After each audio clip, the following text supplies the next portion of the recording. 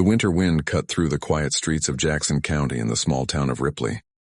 It was the kind of place where neighbors waved from their porches, where porch lights stayed lit into the night and folks generally trusted each other.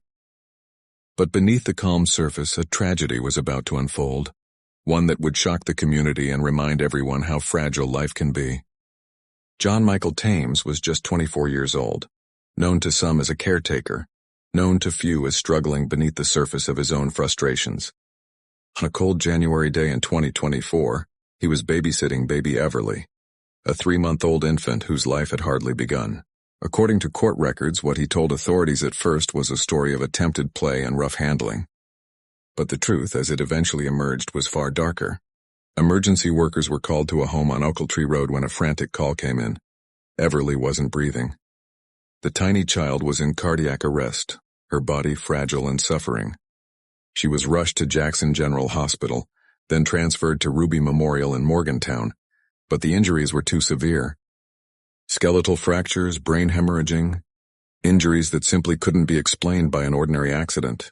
As the investigation unfolded, so did a heartbreaking truth. The brutal treatment Everly suffered was not an isolated mistake. It was abuse, and it ended a life before it had fully begun. Sheriff Ross Mellinger, a man hardened by years on the force, described the case as nothing short of brutal. Months passed. The case drew statewide attention, discussions about child welfare, the responsibility of caregivers, and how society protects its most vulnerable. Finally, in December 2025, Thames stood before the court and entered a guilty plea to second-degree murder and child abuse resulting in death. The judge scheduled sentencing for February 6, 2026. Prosecutors have recommended a range of 15 years to life in prison, a sentence that might bring some measure of accountability, if not full closure. Yet for the community of Ripley and Jackson County, the grief lingers. Families walk by Everly's empty swing on front porches, and neighbors whisper about what might have been.